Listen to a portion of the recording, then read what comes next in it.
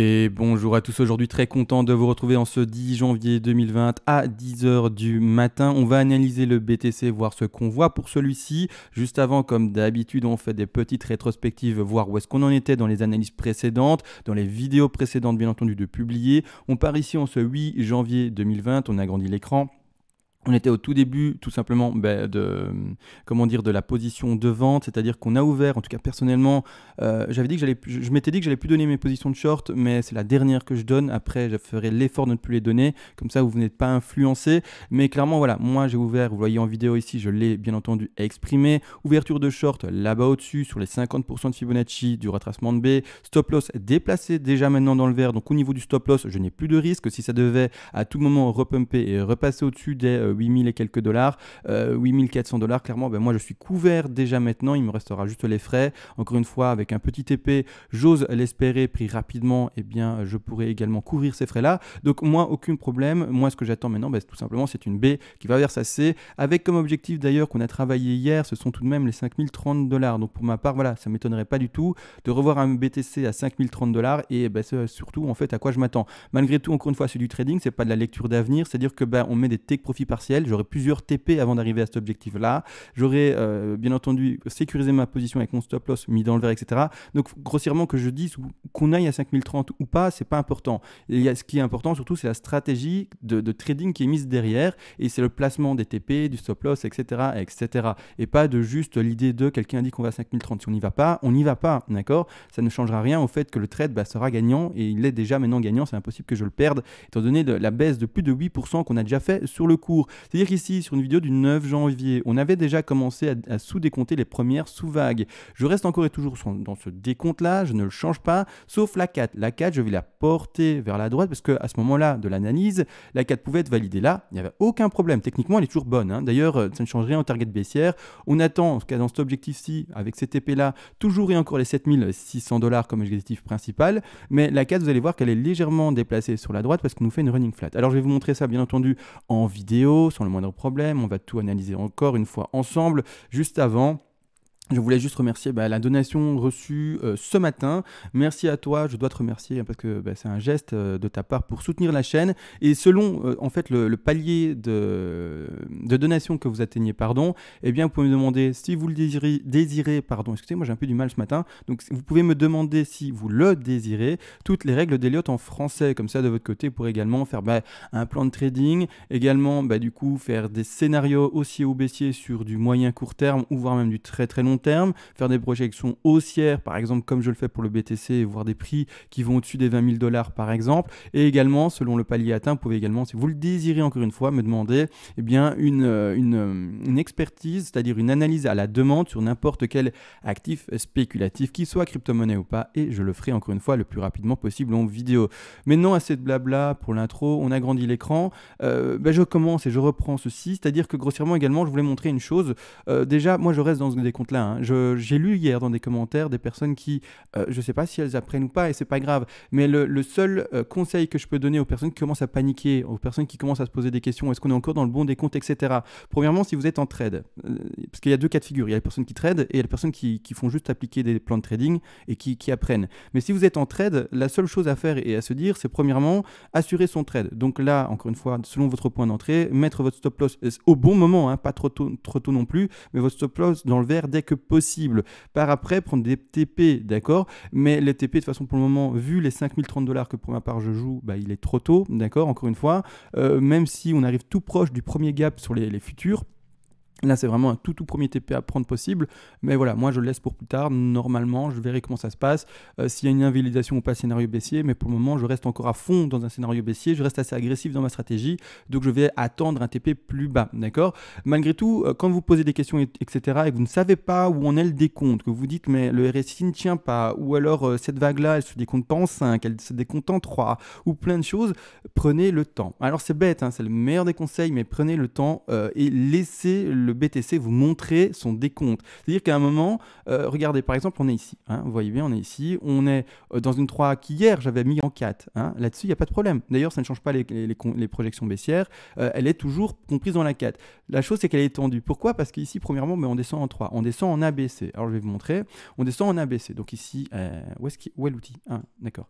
C'est normal qu'il n'était pas visible. Donc ici, on descend, vous voyez bien, en ABC. ABC, 3 vagues baissières. Au moment de décompter ça, il est naturel de se dire, bah, tiens, ça ne tient pas. On arrive déjà dans les objectifs qui sont donnés de TP. On est seulement en A, on est seulement en 1, 2 et on commence une 3. Ça rebondit fortement. Qu'est-ce qui se passe? Il faut pouvoir prendre le temps de décompter, et avoir un recul et pas tout le temps se dire, bah voilà, ce qu'on a mis, c'est définitif. Non, le BTC, s'il veut faire des figures de correction qui sont plus longues, il le fait. Donc prenez le temps, d'accord? Encore une fois, il ne faut pas être pressé. Prenez le temps, doucement, on pose, on relaxe, on souffle, d'accord? Ce qu'on a fait ici durant cette nuit-ci, du coup, c'est une running flat. Alors également, en niveau de RSI, il est important de le montrer. Ce que j'ai vu, pas mal de monde se dire, bah tiens, le RSI ne tient pas, ça colle pas, qu'est-ce qui se passe, comment on fait? Bon, doucement, doucement. Il faut chercher le RSI qui convient par rapport aux vagues, d'accord? D'ailleurs, vous n'avez pas un RSI défini, soit en quart d'heure et on ne touchera plus jamais, ou un RSI défini en 4 heures et on n'y touchera jamais. Tout dépend de la vague analysée, de la time frame qu'elle met, le temps qu'elle met pour se développer, l'intensité des vagues. Ça dépend de tellement de choses pour trouver le RSI qui correspond et qui permet de lire la vague correctement. Pour ma part, pour lire cette vague correctement, je me suis mis en 30 minutes. Ici, en 30 minutes, je vois bel et bien le top qui est ici indiqué, la divergence pour la 5 qui vient de ici. Ici également, le plus bas de la 1, petit rebond de 2, ici comme vous voyez. Par après, le plus bas de la 3, là, et rebond de 4 qui ne transperce pas mon sommet de 2. Par après, maintenant, on est encore et toujours dans une divergence comme vous le voyez ici. Donc pour ma part, voilà, il faut juste prendre le temps, pas s'énerver. On lit également bien la flat en A, B et C avec un plus haut, malgré que ce plus haut sur le cours soit plus bas que les anciens plus hauts, et vraiment une divergence ici par rapport à la running flat. Donc voilà, il faut prendre le temps, trouver le bon RSI doucement et calmement, d'accord? C'est la même chose pour les énormes time frames. Si vous êtes en weekly et que ça va pas du tout, dites-vous si en fait c'est le RSI qui est mauvais ou c'est peut-être vous qui êtes sur la mauvaise time frame pour lire le RSI. Trouvez, cherchez, c'est un peu de l'enquête, mais c'est à vous un peu de chercher et pas trop vite prendre des décisions, arrêter et trancher, d'accord? Voilà, c'est ça la chose la plus importante à apprendre, c'est être patient en trading, en analyse technique également, d'accord? Donc prenez votre temps. Maintenant, rien ne change pour ma part, on reste encore et toujours dans cette projection pour aller rechercher les 7600$. Rien n'empêche, encore une fois, une extension ou déjà un rebond maintenant. C'est pour ça que ceux qui sont dans un petit trade et qui ne jouent que, entre guillemets, cette petite chute jusqu'aux 7600 et qui ne veulent pas avoir, je sais pas moi, les 7000, voire même les 5000 ou même encore plus bas, et qui se disent non, moi je joue quelque chose qui monte, donc je ne joue que des petits shorts, etc. Potentiellement, là-dessus, il n'y a pas de problème, faites ce que vous voulez. C'est pour ça qu'on a indiqué des petits TP ici pour avoir des idées, des take profits, c'est-à-dire que maintenant, vous êtes gagnant, hein. Vous avez pris ce TP là, hein. D'accord? Ceux qui jouent vraiment un petit trade, vous avez pris un TP à 7792$, donc c'est impossible d'être perdant. Votre stop loss a été déplacé normalement au point d'entrée. Impossible d'être perdant. Si vous êtes perdant, je me pose des questions. Malgré tout, nous, on va quand même voir les projections plus loin et qui sont encore et toujours là-bas en dessous. C'est-à-dire que regardez bien, on part sur le bas de 1. Et d'ailleurs, ici, c'est assez amusant. Je vais faire mal placé ici. Voilà, mieux. C'est assez amusant parce qu'en fait, ici sur le Bitfinex, regardez quand je le place. Voilà, parfait. On dépasse légèrement les 261,8% de Fibonacci pour la 3. Vous voyez, on les dépasse légèrement. C'est pas nickel. Ça arrive que ce soit pas nickel, hein, qu'on ne rebondisse pas parfaitement. Par contre, quand on va sur Coinbase, alors je vais aller sur Coinbase du coup, et que je place le Fibonacci, alors désolé, je vais pas remettre les chiffres, mais je crois que c'est visible. Hein. Pour ceux qui font le décompte, c'est pas difficile. Ici, on part en 1, on part en 2, d'accord? Et là, maintenant, regardez qu'est-ce qui se passe. Le bas de 3, qui est ici, d'accord, eh bien, tape clairement et parfaitement les 261,8% de Fibonacci. Ça dépend bien entendu encore une fois du cours qui est analysé. Parfois ça tombe parfaitement, parfois pas. C'est pour ça que voilà, prenez le temps d'observer, de vraiment prendre le temps. C'est vraiment un des meilleurs conseils que je peux donner à quelqu'un qui fait de l'analyse technique, voire même carrément du trading et qui est en position. Prendre le temps et seulement après un certain temps se dire ok, là ça ne tient plus du tout, qu'est-ce qui se passe, comment on fait, quoi, enfin bref, mais prenez le temps. Ça c'est vraiment finalement le mot de la journée. Prenez le temps, c'est important, d'accord? Maintenant la projection baissière. Alors on fait une running flat. Hein, je ne pense pas avoir expliqué tout ça, mais on fait une running flat. C'est-à-dire que grossièrement, ici, ma ABC, j'ai un peu du mal. Hein. Ah, voilà, parfait. On passe ici, racine, on passe ici A, on va chercher bas de B et on rebondit en C. D'accord, je vais mettre en autre couleur, ici je vais mettre en bleu et celle de derrière ici, je vais la remettre en retrait, comme ça on ne la voit pas et comme ça elle ne gêne pas. D'accord, donc A, B, C en running flat. Donc c'est-à-dire qu'ici on va chercher les 123, 161,8% de Fibonacci, on descend en 3 vagues en A, en B, en C et donc ici on fait bel et bien un retracement, ici qui dépasse les 123% de Fibonacci en l'occurrence. Donc ici malheureusement également, comme vu, parfois ça ne touche pas parfaitement le niveau d'extension de Fibonacci, mais ce n'est pas grave, d'accord? Ce n'est pas grave, ça arrive, c'est comme ça, d'accord? Tant que vous avez le RSI et d'autres éléments qui vous indiquent qu'on est dans une figure corrective, vous voyez bien, A, B, C, etc., etc., là, il n'y a pas de problème, d'accord? Surtout également les sous-décomptes A, B, C, et ici également A, B, C, tant qu'en fait vous êtes bon dans ce décompte-là, c'est bon. Par après, les extensions de la de la B vers la C, d'accord? On va calculer ça. Eh bien, sont les suivants. Ce sont, eh bien, tout simplement les, que je ne me trompe pas, les 61, 100, 123 et 161,8% de Fibonacci selon, encore une fois, la flat qui est indiquée. Quand on est dans une étendue, ça sera plutôt les 123, 161,8 et quand on est en running, ce sera plutôt les 61,8, 100, d'accord?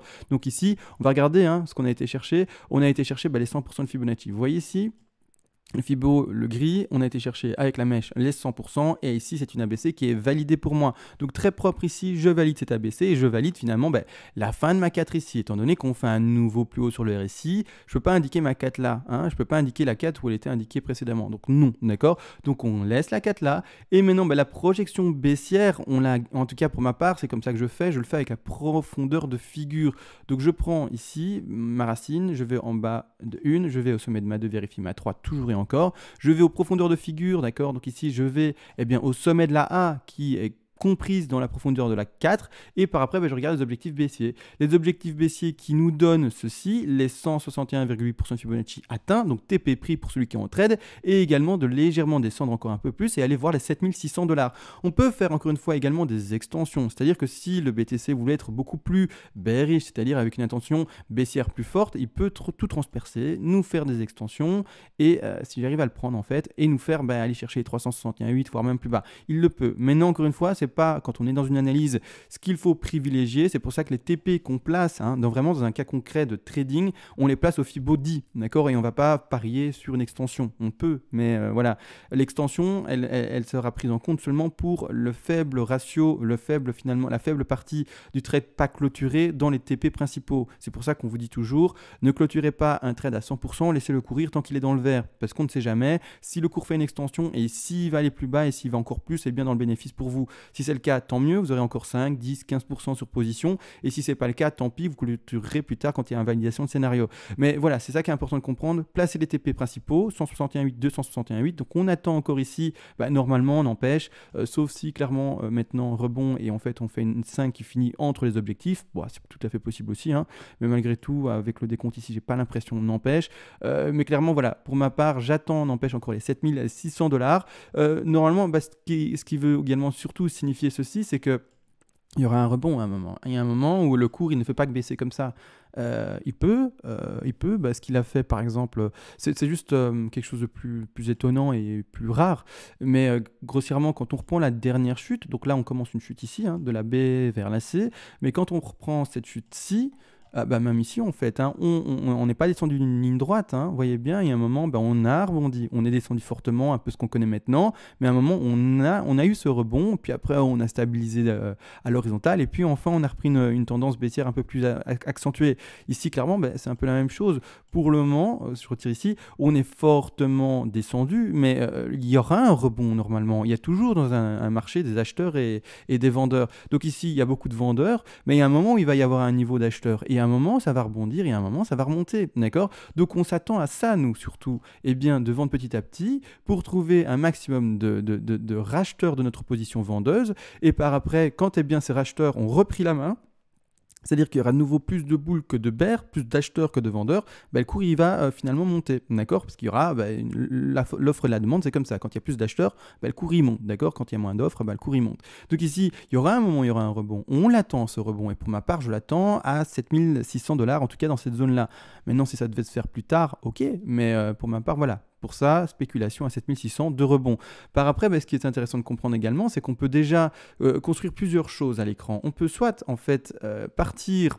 Alors là, ça va être intéressant à comprendre une chose, c'est que là maintenant à l'écran, alors je vais parler, à qui je vais parler là? Je vais parler aux gens qui s'y connaissent un peu en analyse technique, surtout en Elliott Wave. Il faut comprendre une chose, c'est qu'on est dans une A vers une B vers une C, pour finir notre figure de Z, d'accord, qui est Z ici. La chose c'est que pour le moment, comme quand je vous ai montré dans la sous 4 maintenant en 30 minutes, on n'a que les toutes premières vagues. Cette WXY est indiquée ici à l'écran. Alors je vais retirer ça, la ligne, je vais la remettre... c'est quelle ligne là? C'est la ligne de résistance? Donc je vais carrément la supprimer, la ligne de résistance, c'est pas important. En fait, la chose c'est que il faut comprendre que là maintenant, ce qu'on lit, c'est une première WXY qui est indiquée ici. D'accord? Je vais la mettre en visible. WXY. Cette WXY est peut-être déjà à la fin de la baie, et donc chute, ou alors seulement le début de la baie. C'est-à-dire qu'on pourrait partir très bien dans un triangle. Rien n'empêche de faire comment? Je vais le montrer, c'est un comment en 2018. Alors, on va partir en 2018 du coup. Rien ne nous empêche de faire comme en 2018, donc on est ici dans une X vers une Y, de faire une A vers une B. Pour le moment, on en est où à l'heure à laquelle je vous parle? J'ai déplacé la E, il faut que je la remette du coup. Voilà, comme ceci. En fait, pour le moment, on en est là, nous. Là, au moment actuel où je vous parle, sur le cours de 2020, on en est là, on est dans cette première figure-là. La B peut se terminer soit là, mais si elle décide de se faire en triangle comme ici, A, B, C, D, E, puis après cracher vers le bas, c'est-à-dire stabiliser sur un prix à l'horizontale, ennuyer tout le monde parce que tout le monde se dire c'était le bottom, c'est pas le bottom, on sait pas, ça monte, ça descend, peu importe, stratégie de trading, vous mettez vos TP, vous la tenez, point. Et après, vous regardez, vous laissez courir au cours. Mais pour l'analyse, on va être là en train de chipoter, bottom, pas bottom, triangle, pas triangle, enfin bref, on va chercher bien entendu, on va essayer de comprendre. Mais regardez la patience qu'il aura fallu pour trouver cet ABC. DE d'ailleurs, pour être plus complet. Il aura fallu de juin, fin juin, pour qu'elle se termine, octobre. Donc ici, plusieurs mois. Donc dites-vous, c'est ça le conseil de la journée, c'est soyez patient, quoi. Soyez patient, laissez le cours se développer doucement et surtout pas trop rapidement. C'est-à-dire qu'ici, clairement, voilà. Est-ce qu'on est dans un triangle? Est-ce qu'on est déjà dans un sommet de B et que maintenant on reconnaît les vagues impulsives?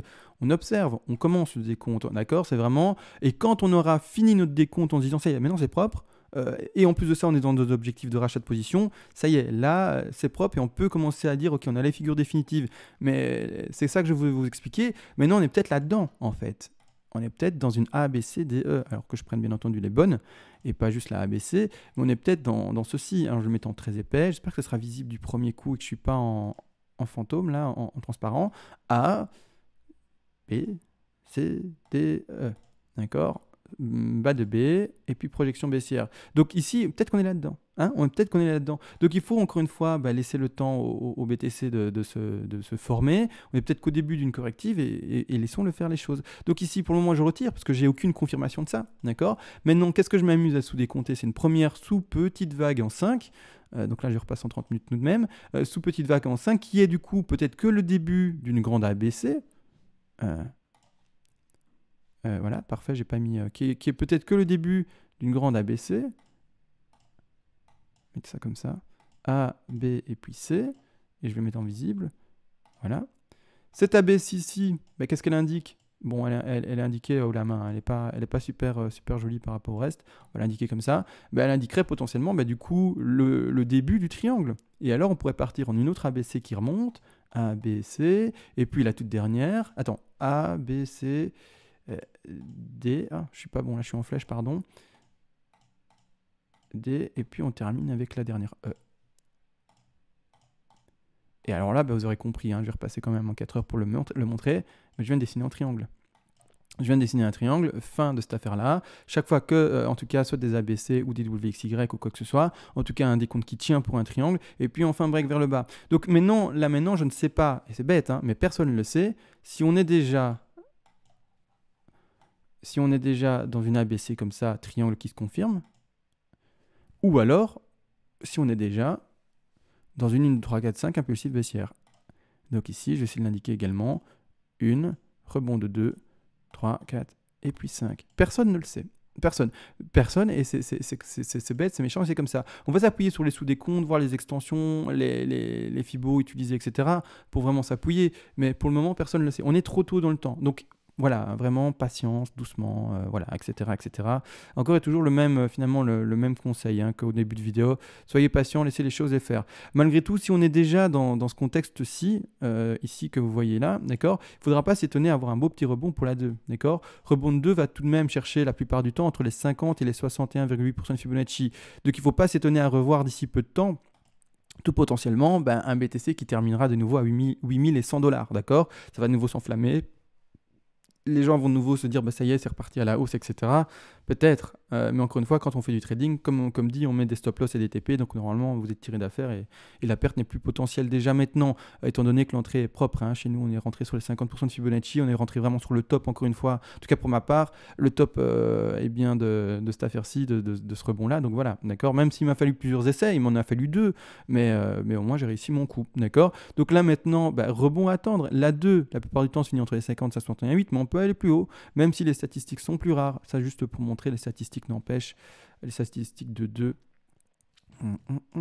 Statistique de 3 ici, non, statistique de 2. Donc on a en fait un 73% de chance de finir avec les deux entre les 50 et les 61,8% de Fibonacci, mais on peut aller au-dessus. Hein. Si on veut corriger au-delà, on n'a plus que 15%, il est vrai, mais ces statistiques existent également. Donc ici, on pourra aller plus haut, pourquoi pas. On pourra aller voir les 85,4, 90, aller revoir de nouveau les 8300 $ carrément, qui sait. Mais moi, je m'attends, n'empêche, à un rebond à un moment. Ça m'étonnerait, hein, comme dit, qu'on chute là maintenant d'un coup, non-stop. Si c'est le cas, tant mieux, parce qu'alors là, le trade est rentable en moins de 2, mais je m'attends n'empêche à une chute qui serait lente entre guillemets, qui prendrait son temps et voilà, d'accord. Donc maintenant à voir encore une fois, on va quand même faire juste pour s'amuser entre guillemets, avoir une idée de ce qui se passerait si on resterait vraiment dans cette optique très propre, théorique de projection baissière. On va regarder et on va mettre vraiment tout ce qui est de plus strict. En plus de ça, je vais faire exprès de mettre que les intensités baissières, les plus faibles, d'accord. Donc vraiment on va faire une baisse qui est faible et voir quel prix ça nous amène si on reste vraiment dans la théorie la plus stricte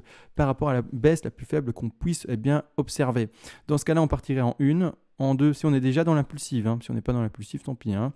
On partirait en 3. Ici, on ferait un petit rebond de 4 qui irait chercher les 23, 6, 36, 38,2. On va mettre à 38,2. Hein. Je vais le mettre à 38,2. Je vais mettre à 38,2. Hop. Ouais, ça a l'air très faible, hein, ça. Mais après, comme dit, ça, c'est vraiment la descente en 5 la plus faible qu'on peut indiquer. C'est pour ça qu'il faut observer. Est-ce que c'est une ABC? Oui, non, etc., etc. Et on irait chercher, alors, en allant chercher quand même le plus bas pour la 5 ici, donc ce sont les 261,8. Ici, on irait, on irait chercher les 5085 $. Bah mince alors. Et l'objectif juste avant sont les 161,8 qui sont ici à 5900, d'accord. Bah mince alors. Je m'attendais pas à ce résultat qui corrèle avec les 5030 presque. Je m'attendais pas en ayant donné l'intensité la plus faible, déjà à pouvoir rencontrer un 5000 et quelques $. Bon, écoutez, de toute façon, on observera ça. Hein. Ouais, on peut faire ceci, en fait, du coup. On observera, on laissera le temps faire. Vous voyez, l'objectif est là. Hein.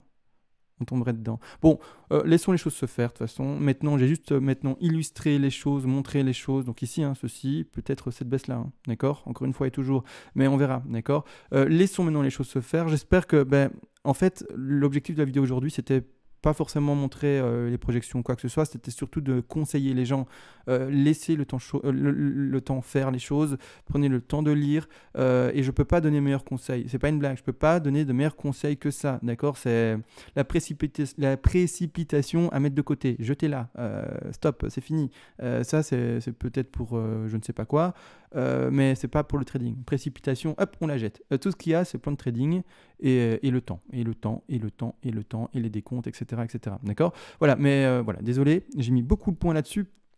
Mais c'est tellement important en fait. Vous vous rendez pas compte parfois, c'est des petites choses comme ça qui sont les plus importantes, sur lesquelles personne n'appuie et insiste. Il faut que je le fasse personnellement, hein, pour une question de pédagogie, il faut que je le fasse, d'accord. Rendez-vous compte en fait de ça par vous-même. Est-ce que vous êtes un peu pressé quand vous faites vos analyses? Est-ce que vous êtes un peu trop en mode le résultat ça tient pas, ça clope pas, qu'est-ce qui se passe, et vous êtes trop rapide? Non, laissez le temps. Si vous êtes comme ça et que vous vous reconnaissez, laissez les choses se faire doucement, d'accord. Donc voilà, on a tout vu. On se laisse réellement cette fois-ci assez de blabla. On fera peut-être une deuxième vidéo en fin de journée pour voir plus précisément les choses, etc., etc. S'il y en a besoin encore une fois. S'il y a invalidation ou pas, qui sait, on fera le suivi encore une fois du trade et surtout des vagues baissières. Mais voilà, on va se laisser réellement sur ce ciao et d'ici quelques heures normalement.